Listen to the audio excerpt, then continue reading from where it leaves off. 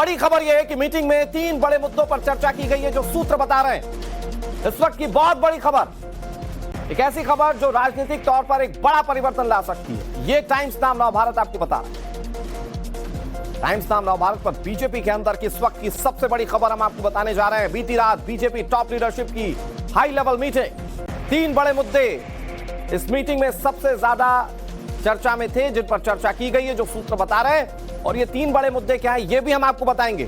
लेकिन इस वक्त की सबसे बड़ी खबर जानिए, भारतीय जनता पार्टी की बहुत बड़ी मीटिंग हुई है, जिसमें टॉप लीडरशिप के तमाम नेता बैठक में मौजूद थे और बड़े फैसले लिए जाने की भी खबर है। बताया जा रहा है कि 3 बड़े मुद्दे थे जिन पर चर्चा की गई है। ये देखिए तस्वीरें हम आपको दिखा रहे हैं। जो ये मीटिंग हुई है, इसमें कौन कौन से बड़े चेहरे पहुंचे थे, वो तस्वीरें हम आपको दिखा रहे हैं। इसमें राजनाथ सिंह इस मीटिंग में शामिल रहे और तमाम दूसरे बड़े नेता जो थे इस मीटिंग में मौजूद रहे। ये सबसे बड़ी खबर हम आपको बता रहे हैं।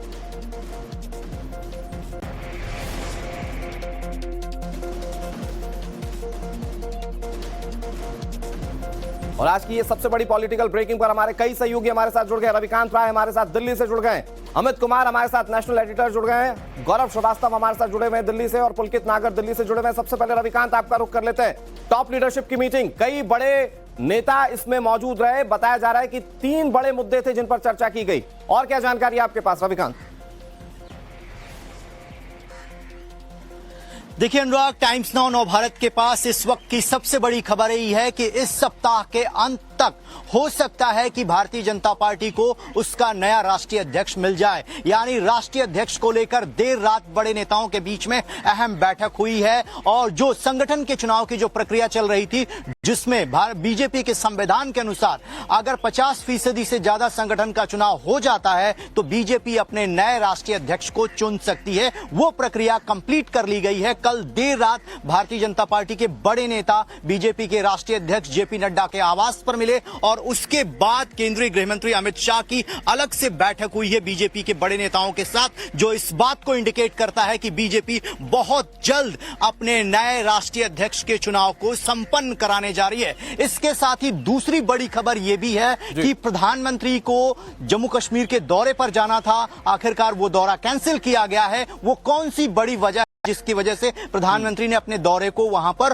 रोका है, उसकी वजह भी सूत्र बताते हैं कि पार्टी के राष्ट्रीय अध्यक्ष के चुनाव को लेकर जो आपस में विचार चल रहा था संघ परिवार के साथ, भारतीय जनता पार्टी के बड़े नेताओं के साथ, बड़ी खबर अपने दर्शकों को बता देते हैं। सबसे बड़ी खबर इस वक्त जो आ रही है ये कि बहुत जल्द बीजेपी प्रेसिडेंट का नाम सामने आ सकता है। जेपी नड्डा, राजनाथ सिंह और गृह मंत्री अमित शाह की मीटिंग हुई है, जो सूत्र बता रहे हैं। ये हमारे सहयोगी रविकांत भी इस बात की जानकारी दे रहे हैं कि संगठन में बड़े फेरबदल हो सकते हैं। सरकार से संगठन में आज कुछ लोग, मतलब सरकार से संगठन में कुछ लोग आ सकते हैं, ये बड़ी जानकारी मिल रही है। और ये पीएम नरेंद्र मोदी ने राष्ट्रपति द्रौपदी मुर्मू से मुलाकात की और उसके बाद ये अटकलें तेज हो गई हैं। कुछ लोगों को संगठन से मंत्रिमंडल में भेजा जा सकता है, जो सूत्र बता रहे हैं। पीएम की राष्ट्रपति से मुलाकात के बाद ये अटकलें बहुत तेज हैं। राजनीति में मुलाकातों के अपने मायने होते हैं और प्रधानमंत्री नरेंद्र मोदी की राष्ट्रपति द्रौपदी मुर्मू के साथ ही मुलाकात, बहुत सारे कयास लग रहे हैं और उन पर जानकारी को टाइम्स नाउ नवभारत आपको दे रहा है। आज की सबसे बड़ी पॉलिटिकल ब्रेकिंग हम आपको बता रहे हैं। जेपी नड्डा के आवास पर कल मीटिंग हुई, टॉप लीडरशिप के साथ मीटिंग, और खबर यह है कि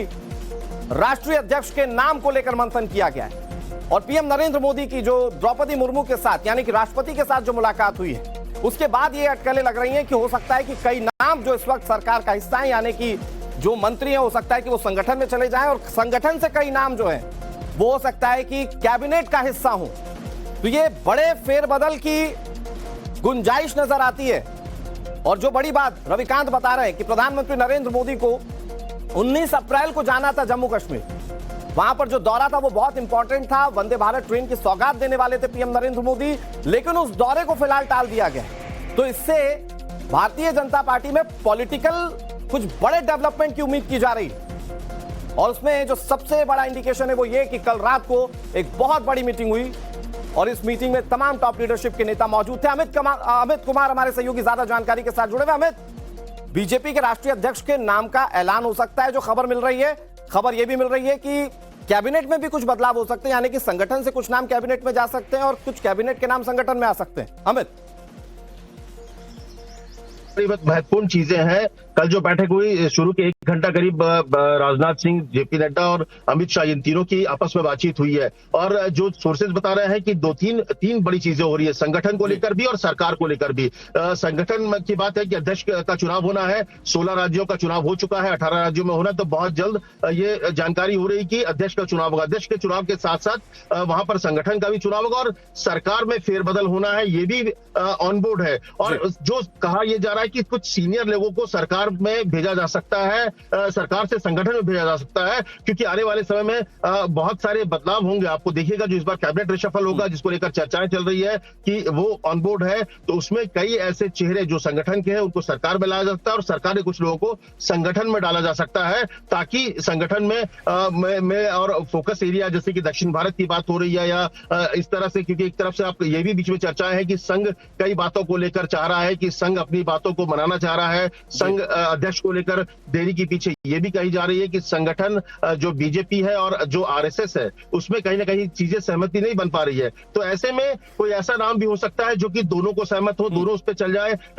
तो इसलिए कहा जा रहा है कि कोई सीनियर व्यक्ति को भेजा जा सकता है सरकार से संगठन में। तो इस तरह की चीजें चल रही है। कल की बैठक महत्वपूर्ण थी क्योंकि कल 3 घटनाएं हुई, जिसके बाद इस तरह की बातें जो है वो ऑनबोर्ड हुई है, वो खबरें और तेजी से आगे बढ़ी है। क्योंकि पहले जो प्रधानमंत्री मोदी को जाना था, जम्मू का दौरा था, वो पोस्टपोन हुआ, राष्ट्रपति से प्रधानमंत्री मिले और रात को ये बैठक हुई। तो ये 3 जो बड़ी चीजें हुई है कल, इसके बाद इस बात की संभावनाएं बताई जा रही है कि सरकार और संगठन में बड़े फेरबदल बहुत आपको दिखेंगे। और इसके कयास हमें बहुत लंबे समय से लग रहे थे, कई लोग इस पर बड़ी बड़ी बातें कर रहे थे, लेकिन सबसे पहले टाइम्स नाउ नवभारत अपने दर्शकों को यह बता रहा है कि बहुत जल्द बीजेपी के राष्ट्रीय अध्यक्ष का नाम सामने हो सकता है। प्रधानमंत्री का जो जम्मू का प्रस्तावित दौरा था उसे भी टाल दिया गया है और इसे भी उससे जोड़कर देखा जा रहा है। हमारे साथ हमारे सहयोगी गौरव जुड़े हुए हैं।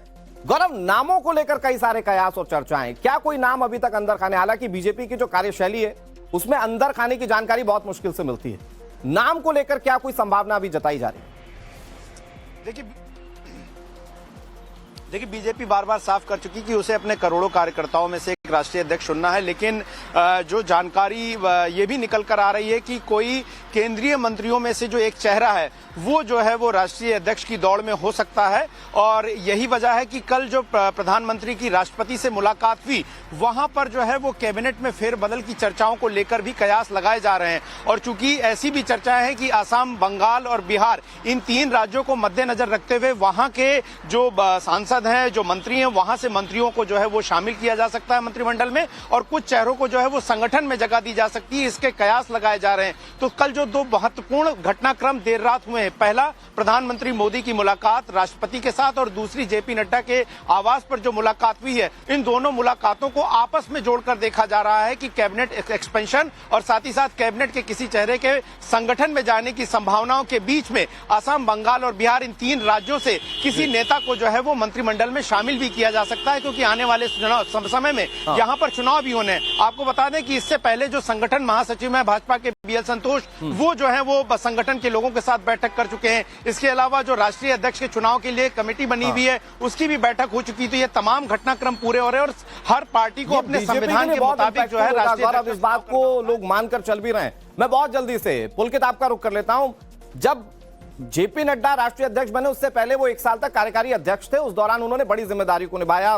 बिहार में बीजेपी का अच्छा प्रदर्शन, उसके बाद गुजरात में सरकार बनी, उत्तर प्रदेश में एक बंपर मैंडेट आया। तो जो भी नया नाम होगा या जो नया चेहरा होगा उसके ऊपर संगठन की बड़ी जिम्मेदारियां अपने आप आ जाएंगी, क्योंकि आने वाले समय में वैसी परिस्थितियां चुनावों को लेकर है।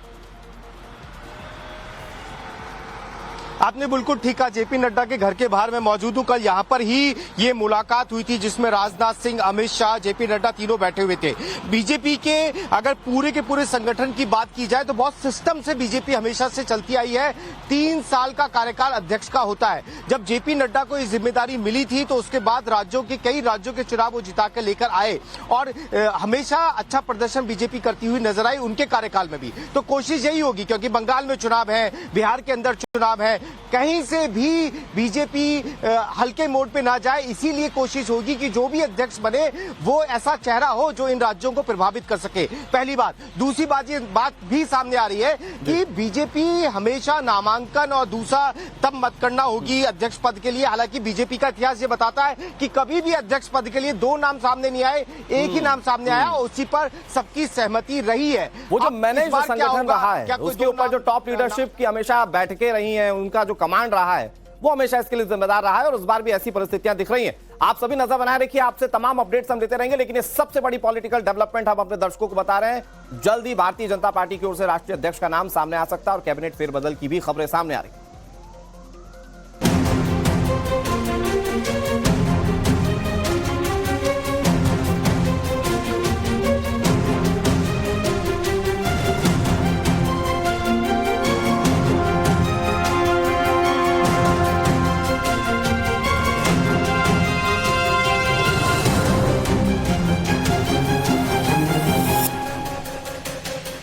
और चलिए अब बात नेशनल हेराल्ड केस की करते हैं। ईडी का एक्शन और उसमें फंसते कांग्रेस के सर्वे सर्वा सोनिया गांधी और राहुल गांधी। प्रवर्तन निदेशालय यानी कि ईडी ने कांग्रेस के नेशनल हेराल्ड अखबार और एजेएल यानी कि एसोसिएटेड जर्नल्स लिमिटेड से जुड़े मनी लॉन्ड्रिंग केस में मंगलवार को पहली चार्जशीट दाखिल कर। इसमें सोनिया गांधी, राहुल गांधी, सैम पित्रोदा, सुमन दुबे, कई बड़े नाम कांग्रेस पार्टी के नेताओं के शामिल। कल जैसे ही खबर सामने आई, कांग्रेस के लोग आग बबूला हो गए। पहले तो उन्हें समझ में नहीं आया कि इस मामले को कैसे जनता के बीच लेकर जाएं, क्योंकि जो कार्रवाई हो रही है वो कानूनी है, राजनीतिक नहीं। तो कांग्रेस के नेता समझ नहीं पाए कि करना क्या है। और फिर सवाल यह भी था कि बीजेपी को घेरे तो घेरे कैसे। तो इसका बहुत आसान तरीका कांग्रेस पार्टी ने निकाला। यह तरीका यह है कि देश भर में इस एक्शन के खिलाफ वो सड़क पर उतरेंगे और उन्हें यह एहसास हो रहा है कि जिस भ्रष्टाचार के खिलाफ जीरो टॉलरेंस की नीति पर मोदी की केंद्र सरकार चल रही, कहीं उनके नेता को जेल की हवा ना खानी पड़ जाए। दरअसल ईडी अगर चाहे तो इस मामले में आरोपियों को फिर से पूछताछ के लिए समन दे सकती है। पूछताछ के समय अगर ईडी को ऐसा लगता है कि प्रथम दृष्टया यानी कि प्राइमा फेसी सोनिया और राहुल इस मामले में मुख्य आरोपी हैं, प्रभावशाली पद पर हैं और सबूतों के साथ छेड़छाड़ कर सकते हैं, तो ईडी सोनिया और राहुल गांधी को गिरफ्तार कर सकती है, जैसा कि आम आदमी पार्टी और केजरीवाल के केस में हुआ था। तो क्या कांग्रेस अब इसी बात से घबरा गई है?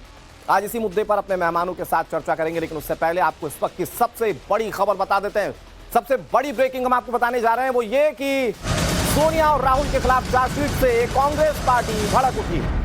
देश भर में ईडी दफ्तर के बाहर आज प्रदर्शन की तैयारी। नेशनल हेराल्ड केस में ईडी के चार्जशीट फाइल करने के बाद यह कांग्रेस की रणनीति है कि अब कार्यकर्ता सड़कों पर उतरेंगे। ईडी की चार्जशीट में नंबर 1 पर अगर किसी का नाम है आरोपी के रूप में, तो वो सोनिया का नाम है, सोनिया गांधी का नाम है, और दूसरे नंबर पर राहुल गांधी का। नेशनल हेराल्ड केस में ईडी की तरफ से दाखिल चार्जशीट में सोनिया गांधी आरोपी नंबर 1 है, राहुल गांधी आरोपी नंबर 2। सोनिया राहुल के अलावा कांग्रेस के ओवरसीज प्रमुख सैम पित्रोदा, सुमन दुबे और अन्य लोगों का नाम इस ईडी की चार्जशीट में बतौर आरोपी दर्ज। अदालत इस चार्जशीट पर संज्ञान लेने के लिए 25 अप्रैल को सुनवाई करेगी, लेकिन ईडी के इस एक्शन को लेकर कांग्रेस केंद्र के खिलाफ हमलावर है, क्योंकि नेशनल हेराल्ड केस एक बार फिर से कांग्रेस के खिलाफ सियासत के सेंटर में आ चुका है। ईडी जब भी कोई कार्रवाई करती है तो ये विपक्ष का घिसा पीटा डायलॉग है कि सरकार करवा रही है, कानूनी प्रक्रियाओं को नजरअंदाज करता है विपक्ष, और इस बार भी कुछ ऐसा ही होता हुआ दिख रहा है।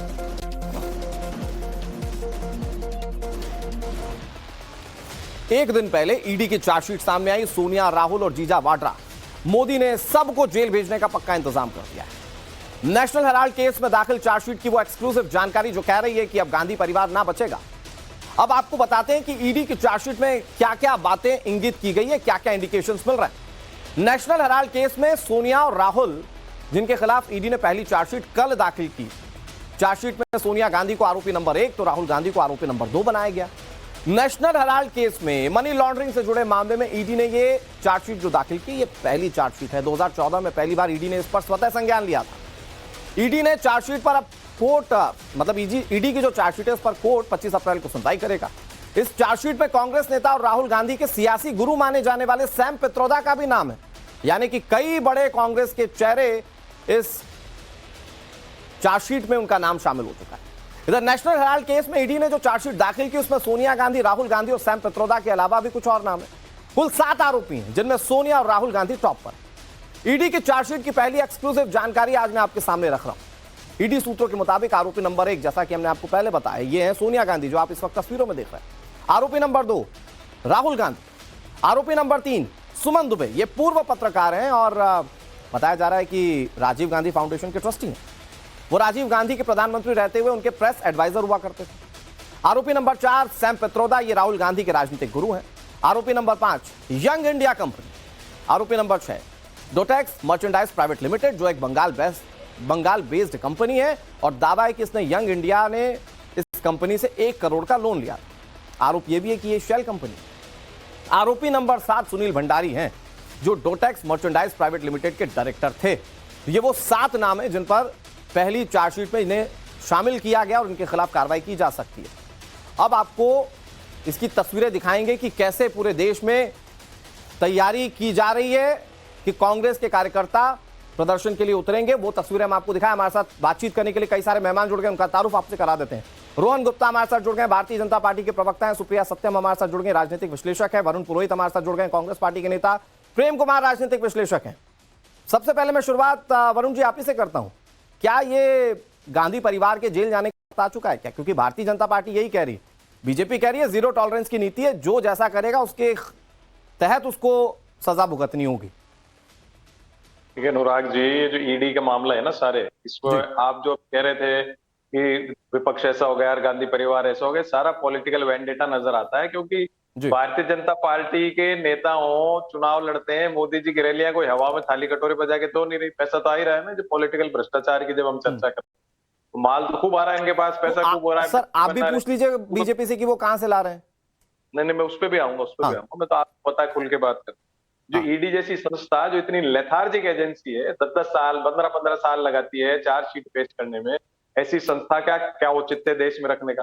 अगर ईडी में वाकई दमदार ईडी होती तो साल भर में 6 महीने में अपना केस चार्जशीट बना। ये लथार्जिक इसलिए कि कांग्रेस पार्टी के खिलाफ कार्रवाई कर रही है, कांग्रेस पार्टी के नेताओं के खिलाफ कार्रवाई कर रही है। आपने बढ़िया बात करी। आपने भारतीय जनता पार्टी किसी नेता के खिलाफ नहीं कर रही। कर रही है क्या? कन्विक्शन रेट क्या है? ये सारी बात तो भारतीय जनता पार्टी बताएगी ना वरुण जी। मैं एक सीधा सा सवाल आपसे पूछ रहा हूं। 2014 में पहली बार इसको स्वतः संज्ञान लेते हुए इस मामले पर इन्वेस्टिगेशन ईडी ने शुरू की। ठीक है भाई, आपकी ये शिकायत हो सकती है कि भाई टाइम बहुत लंबा हो गया, लेकिन भाई अगर अनियमितता है वित्तीय, तो उस पर कार्रवाई तो होगी ना सर। और कार्रवाई जब कानून के लिहाज से होती है तो इसको राजनीतिक चश्मे से क्यों देखती है कांग्रेस पार्टी? नहीं, राजनीतिक चश्मे से देश देख रहा है पूरा। आज पूरी राजनीतिक व्यवस्था, जो भारतीय राजनीतिक लोकतांत्रिक व्यवस्था है, उसको ध्वस्त करने का प्रयास ये मोदी सरकार करती जा रही है पिछले 11 साल। जब अभी तो 11 साल हुए नहीं, 11 हो जाएंगे जून को।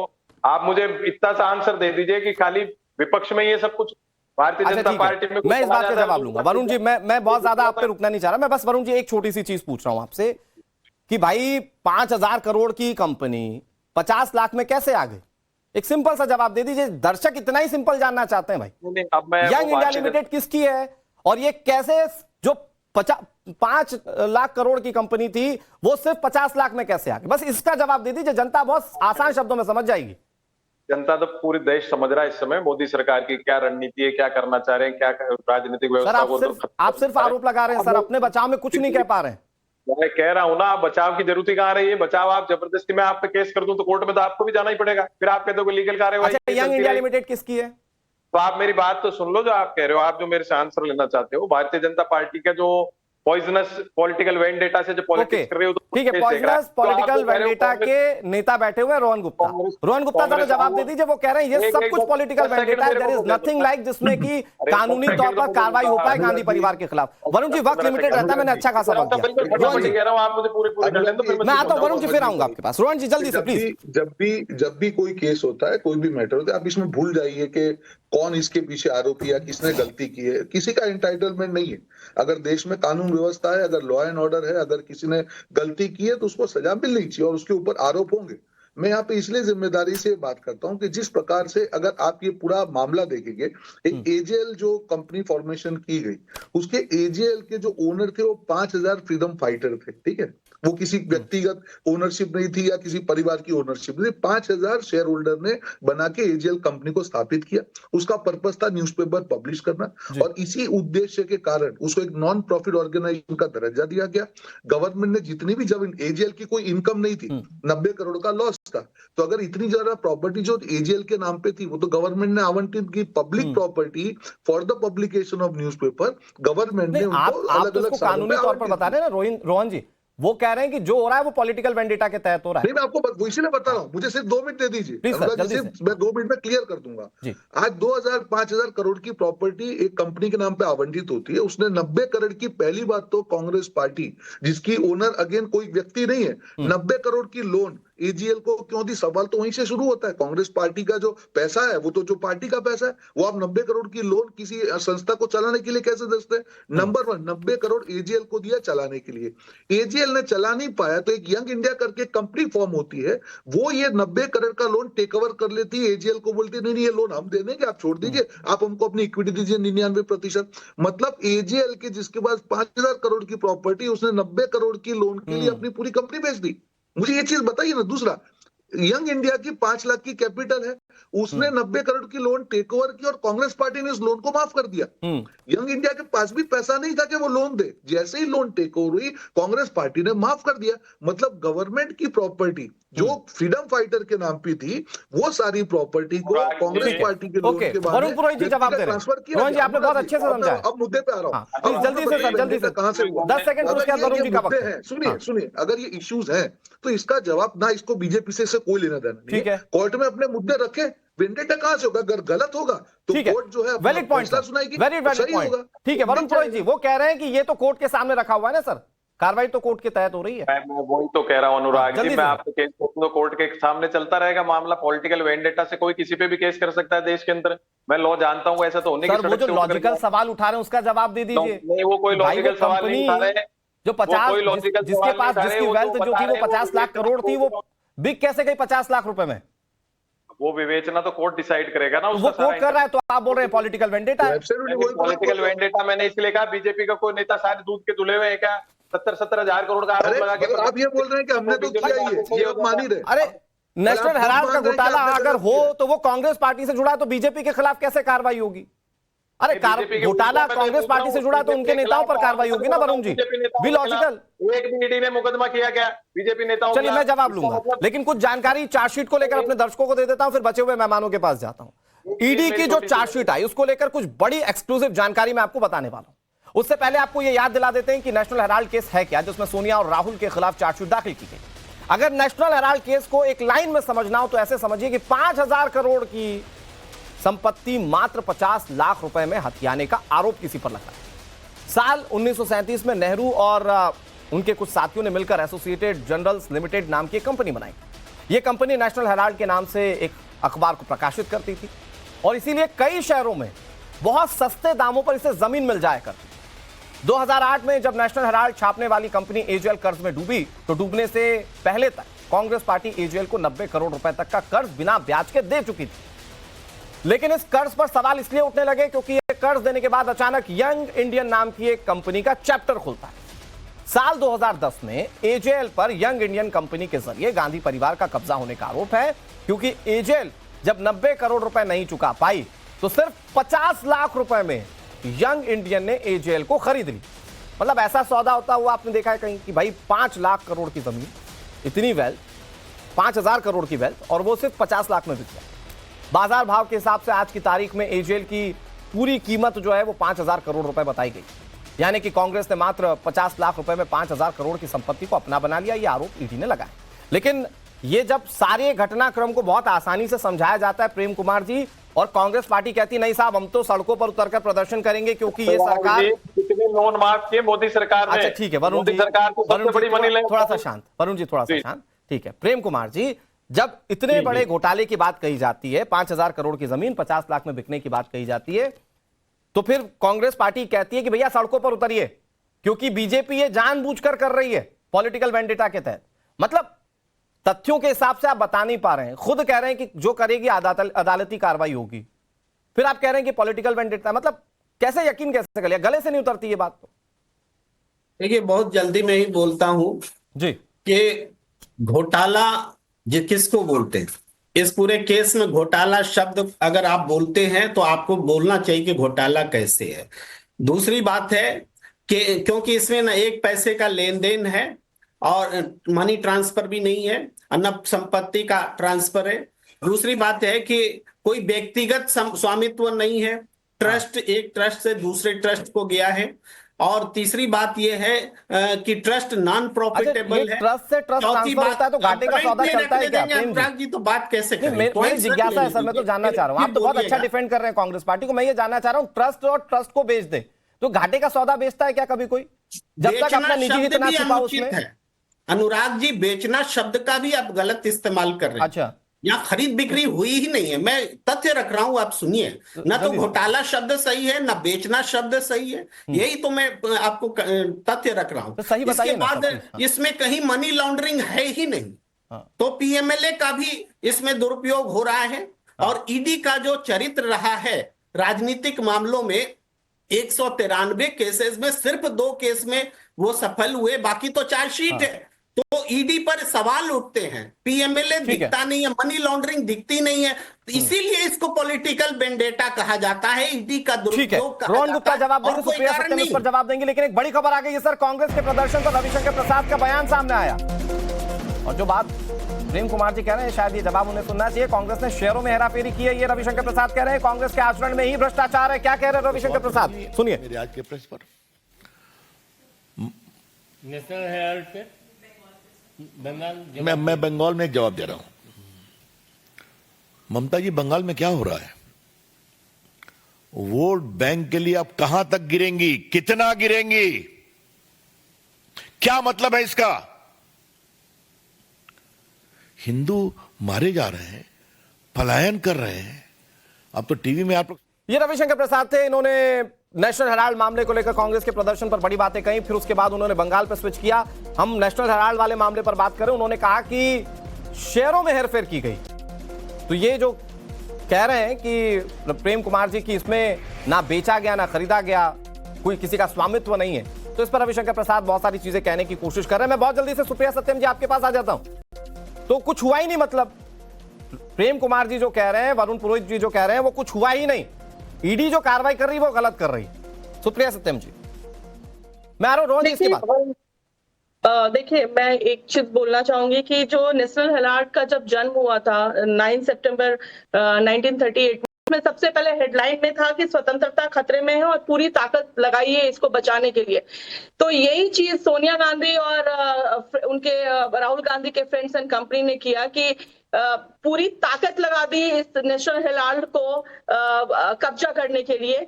इसलिए शायद ये पूरी कहानी जो है वो 50 लाख को 5,000 करोड़ बनाने की पूरी एक कहानी है जो इन्होंने गढ़ी है, और बहुत तरीके और सलीके से गढ़ा है। जो अभी प्रेम कुमार जी को मैं सुन रही थी, वो कह रहे थे कहीं कुछ हुआ ही नहीं है, बिल्कुल नहीं हुआ है। लेकिन अगर कुछ नहीं हुआ होता तो ईडी को इतना टाइम नहीं लग जाता। और जो लोग बीजेपी पे ये लगा रहे हैं आरोप कि ये सब बीजेपी का गढ़ा हुआ सारी गढ़ी हुई कहानी है, तो उनको ये समझना चाहिए कि अगर बीजेपी की सरकार तो 2014 में आई थी, लेकिन 2012 में ही सबसे पहले चार्जशीट इसको फाइल कर दी गई थी। आपको पता होगा कि सबसे पहले पीआई लगा दिया गया था, और उस टाइम सरकार किसकी थी? उस टाइम सरकार यूपीए की थी। उसके बाद से ये इन्वेस्टिगेशन शुरू हुआ और तरीके से शुरू हुआ, सलीके से शुरू हुआ।